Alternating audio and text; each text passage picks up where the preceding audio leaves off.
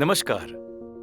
મનુષ્ય જ્યારે સ્વની એટલે પોતાની સંકુચિત સીમામાંથી નીકળીને પર એટલે બીજા માટે પોતાનું સર્વસ્વનું બલિદાન આપે છે, એને જ પરોપકાર કહેવામાં આવે છે. પરોપકારની ભાવના જ મનુષ્યોને જાનવરોથી અલગ કરે છે.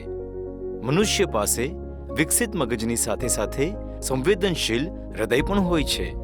મનુષ્ય બીજાના દુઃખ જોઈને દુઃખી થાય છે અને એમના પ્રતિ સહાનુભૂતિ રાખે છે, પણ જ્યારે એ બીજાના દુઃખ દૂર કરવાના પ્રયત્ન કરે છે ત્યારે એ પરોપકારી કહેવાય છે. જો ધ્યાનથી જોઈએ તો પરોપકાર પ્રકૃતિના કણ કણમાં સમાયેલો છે.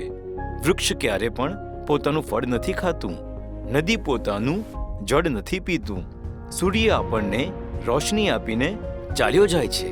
એ બધાથી આપણે પ્રેરણા લેવી જોઈએ. પરોપકારનો સંબંધ દયા સાથે, કરુણા અને સંવેદના સાથે હોય છે. હકીકતમાં સમાજ એ મહાપુરુષોના બળ પર ઊભો છે, જેમણે પરહિત અને માનવ કલ્યાણને પોતાના જીવનનું લક્ષ્ય બનાવ્યું છે.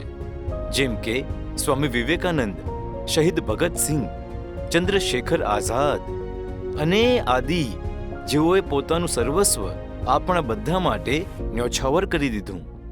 એટલે જ મારું તમને બધાને નિવેદન છે કે પરોપકાર જેવા સદ્ગુણોથી પોતાનું જીવન સદૈવ સલામત રાખો. જે માટે આજે તમારે મને થોડા વચન આપવા પડશે, જેમ કે હું સદૈવ નિસ્વાર્થ ભાવથી લોકોની મદદ કરીશ. હું આ પ્રકૃતિ પ્રત્યે સદૈવ સહાનુભૂતિ વ્યવહાર કરીશ.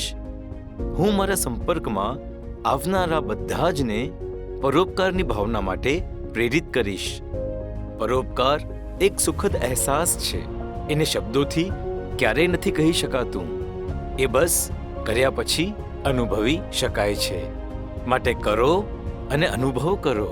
આભાર.